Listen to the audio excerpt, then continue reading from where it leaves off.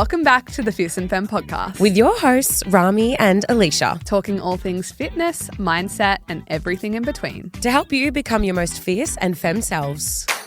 All right. Hi, guys. Welcome back to another episode. And we are having another fitness conversation today because you guys fucking loved our fitness episode from a few weeks ago. So we thought, why not bring you more and specifically deficit focus? Because me and Rami are both in a deficit at the moment. How's yours going? It's going. I feel like it was going really well. And then when Ramadan kicked in, I just threw all my habits out the window because I didn't need them. So I ate a lot in the evening. And honestly, coming back out of that now, because it's been, I think, 2 to 3 weeks, I want to say. Probably. Yeah.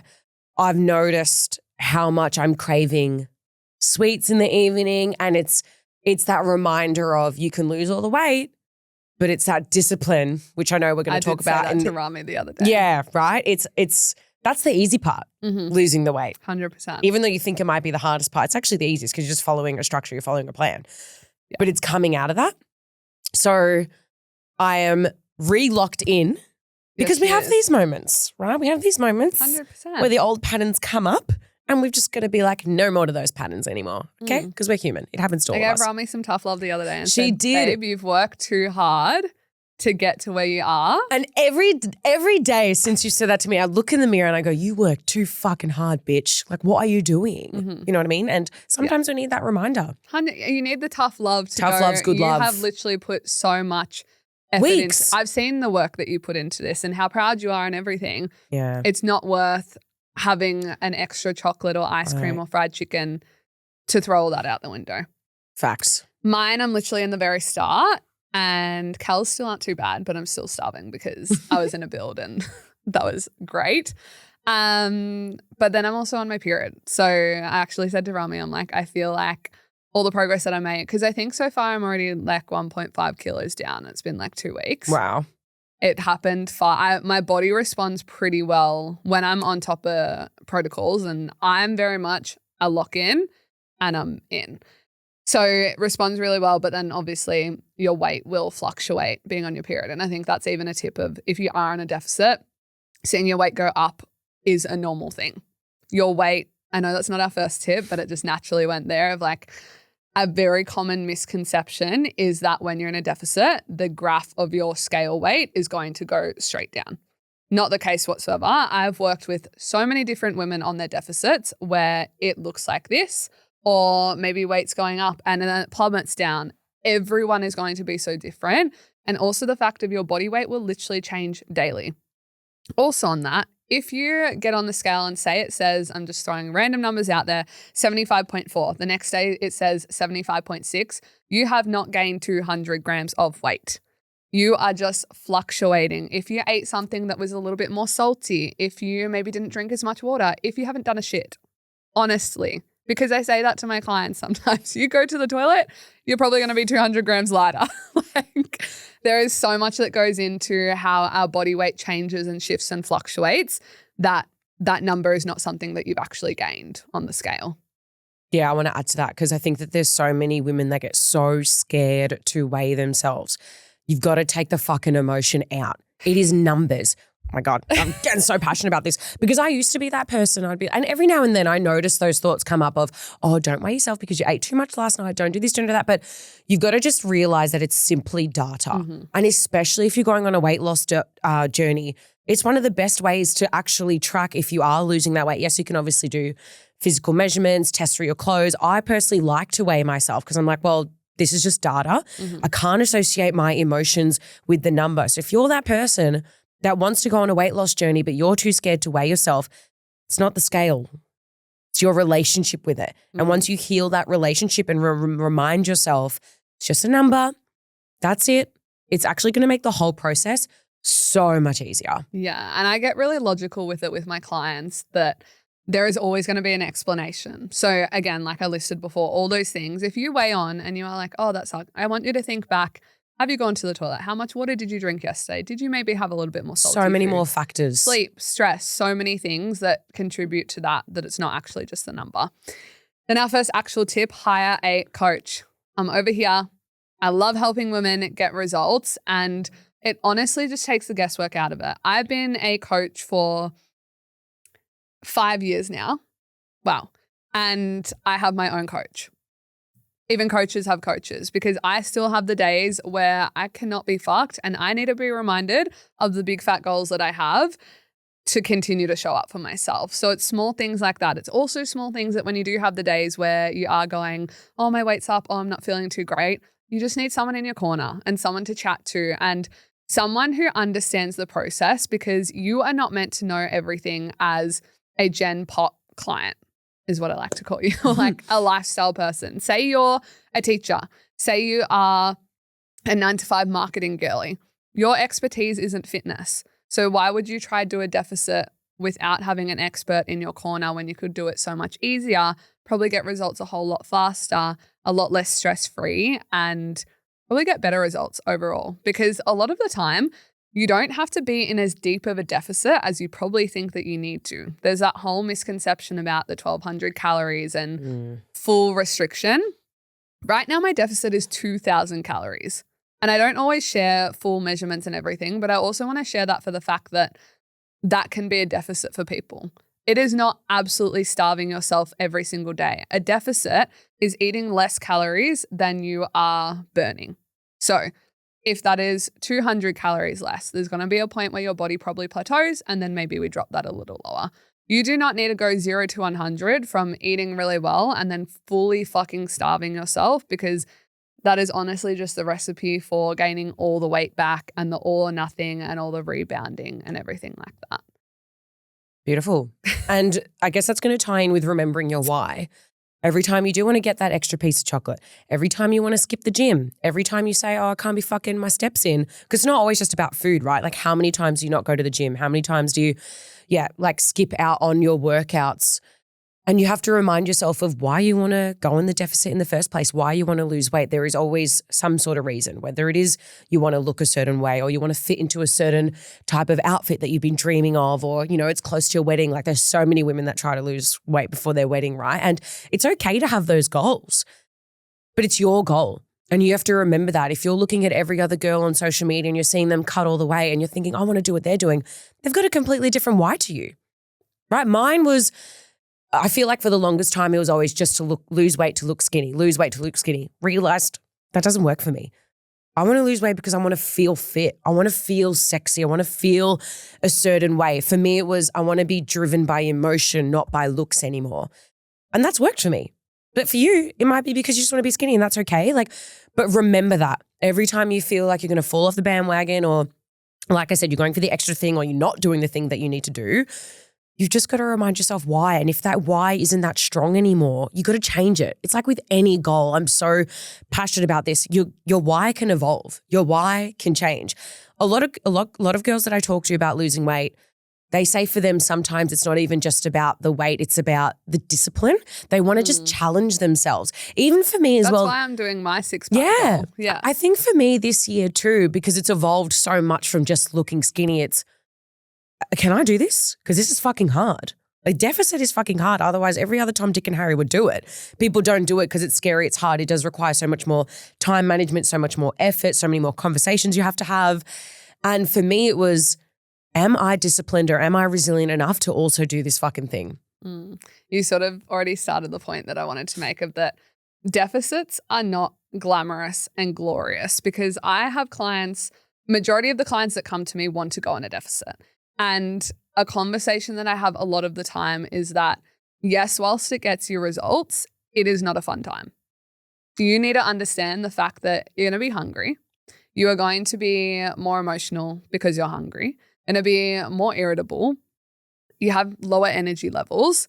It's not actually an enjoyable process. And I think a conversation that I want to start to have a lot more is, yes, you want those results, but are you prepared to do what it takes to get those results?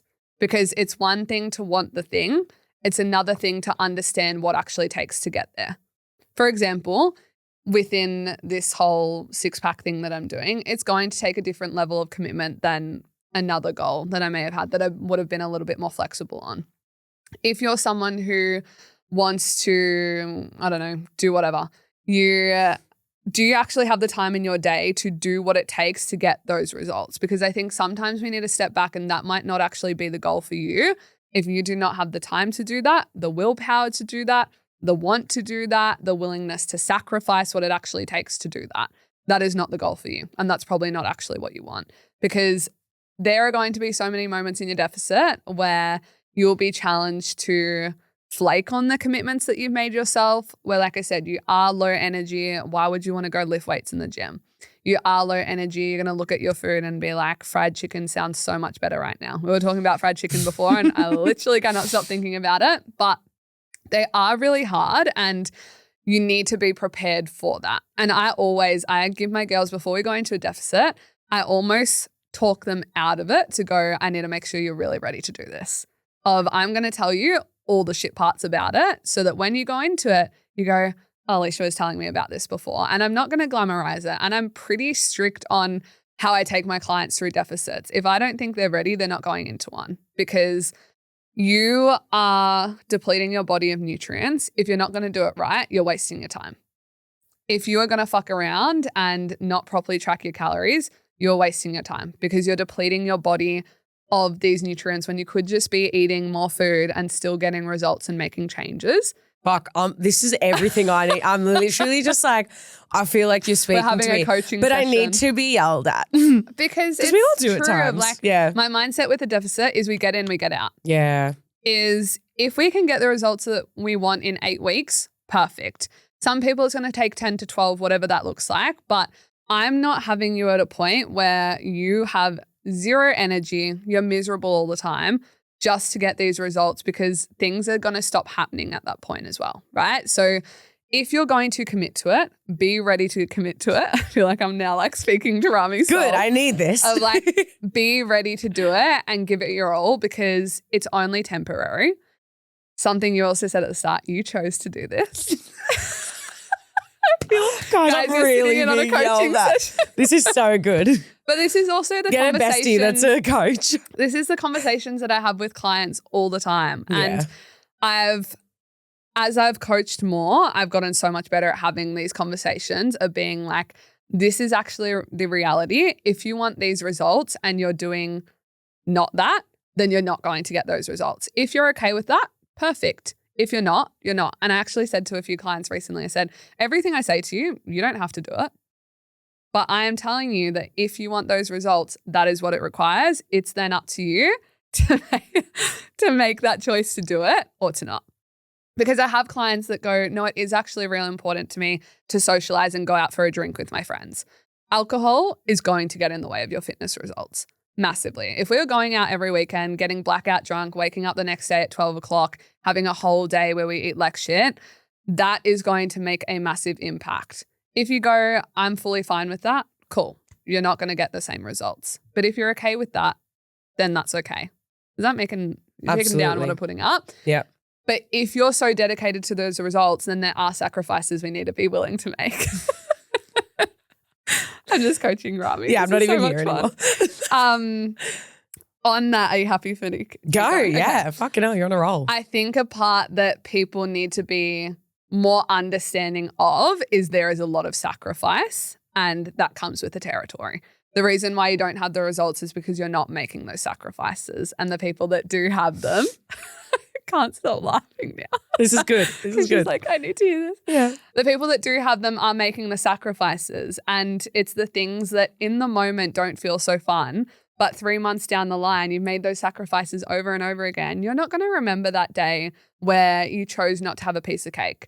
At Easter the other day, I didn't have dessert, didn't miss out on anything. I still had a good lunch. I'm not going to remember that 3 months down the line, but that small decision would have actually helped me through not going over as much and then having as much of a weight fluctuation. And it can be really tiny things like, okay, cool. Even the other day we got home and fucking daylight savings now, so it's not bright outside at nighttime.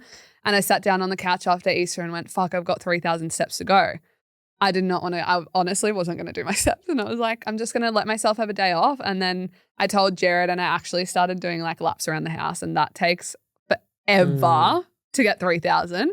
And he goes, if you want, I'll come outside with you and we'll go for a walk. And I was like, now I have to. Yeah. Like I've got no reason not to now. But it's sacrifices like that of maybe we're not sitting on the couch or scrolling on TikTok and watching Netflix. We're going to the gym, we're getting our steps in, we're getting our cardio in, we're getting our training in, because that is how you actually get the results. That was amazing. If you're watching this, she just handed it over to me. Your turn. Amazing. I was going to say, keep it simple.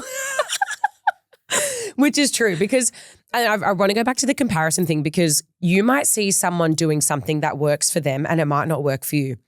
That's okay, because you don't know what their lifestyle is like. They might have so much time to go and smash out all these steps, smash out all these gym sessions, smash out all this cardio and all this meal prep, and you're really limited depending on the work style that you've got. Work life makes sense. Yeah, does it? Yeah, that makes sense to me. Yeah, like whether if you've got kids, other commitments and all that sort of stuff. So you just have to keep it simple and realistic. I feel like I've been saying the word sustainable so much lately in my coaching, because I'm like, it needs to be sustainable for you. And achievable. Yeah. What works for you might not work for me, and vice versa, and that's okay. Doesn't mean you need to shame it or anything like that. You just got to look at your life as a whole and go, what's something I can stick to every single day with this deficit? Mm-hmm. You know, for me, when I was doing shift work and whenever I would do a deficit, there was a lot more planning involved because I had to work around shifts. I didn't get the Sunday fun day to meal prep. I might have been working all day and my fun day is a Tuesday. So I lost that concept of time of weekends and Mondays and all that sort of stuff to get things done. And you just got to be okay with that. No matter what you do for work, even being a business owner, sometimes on the weekends we're super fucking busy and it's like, well, Monday I have to meal prep, and that's okay. So make it really simple for you. I think a lot of the time when people go into a deficit, yes, there's things they have to sacrifice and there's more they need to do, but there's equally less that they need to do as well, right? So just focus on yourself. I think I want to come back to that. Like, you got to just focus on you. That's really important here, and just making sure it's simple, easy, sustainable, and realistic for your lifestyle.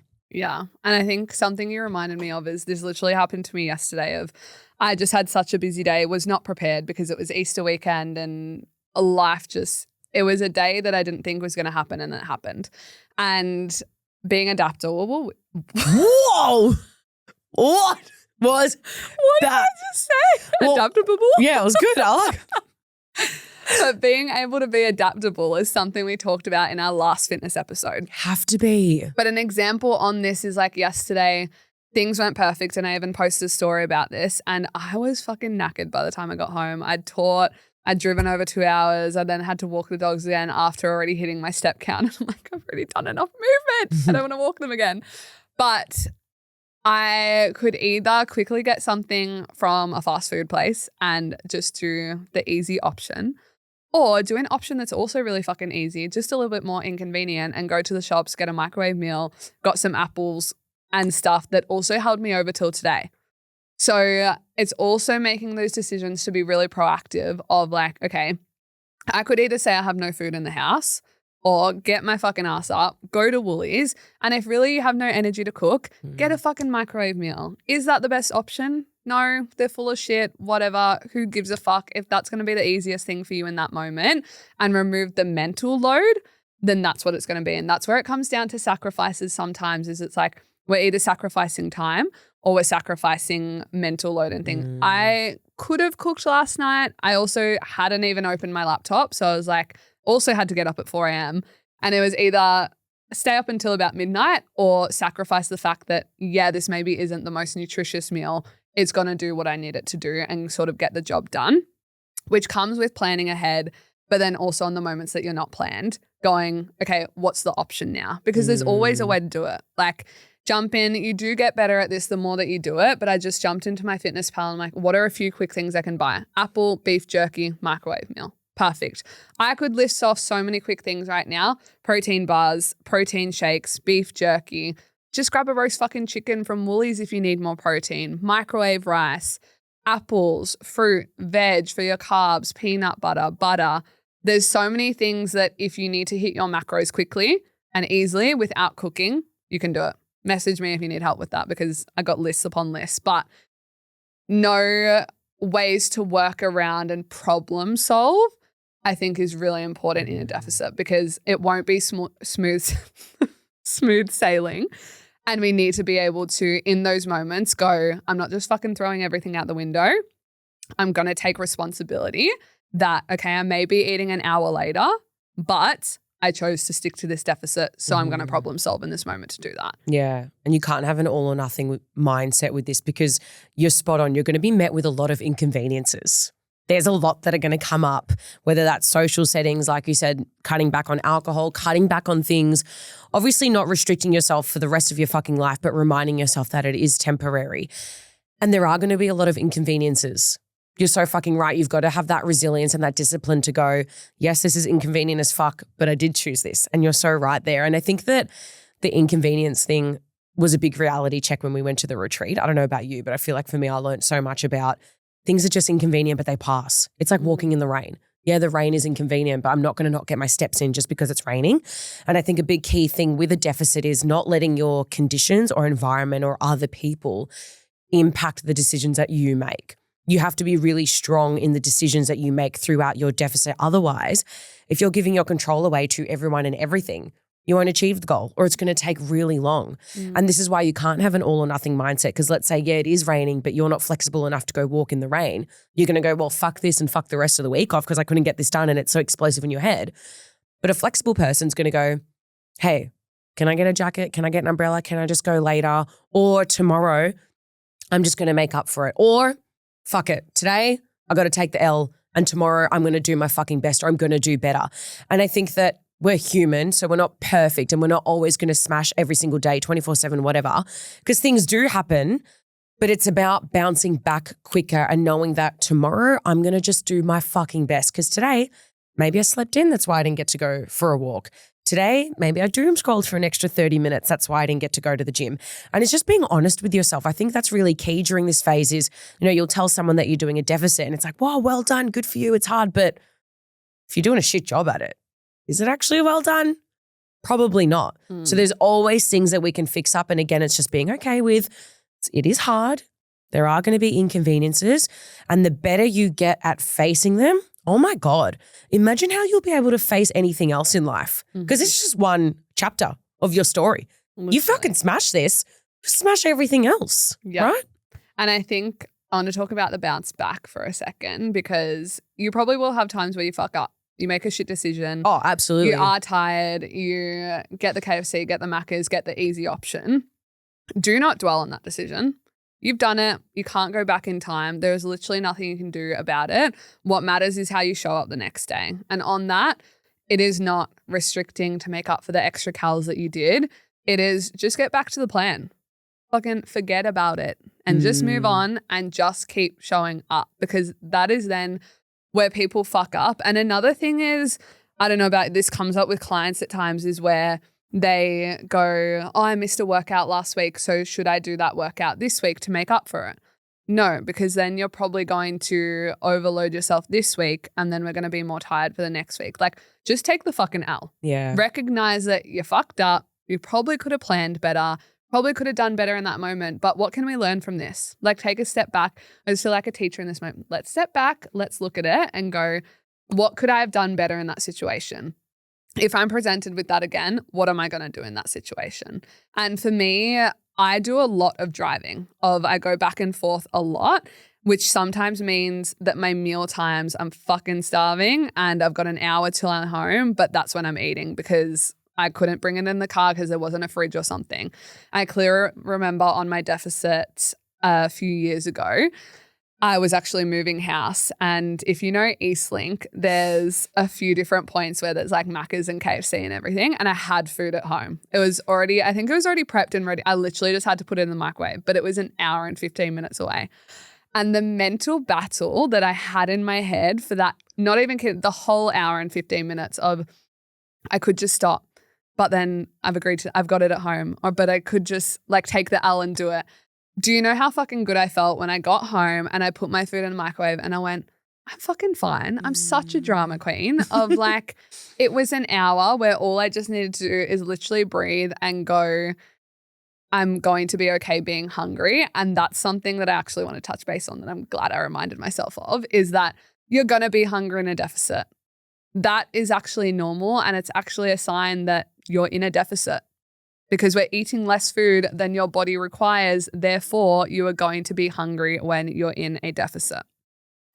So when you feel that feeling, don't freak out.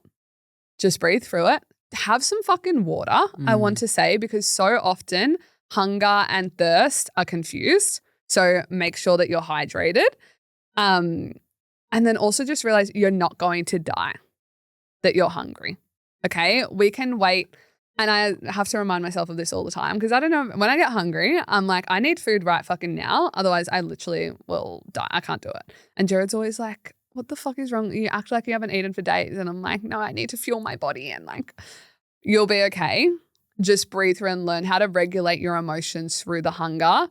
Go for a walk, move your body, drink some water, and you'll be fine.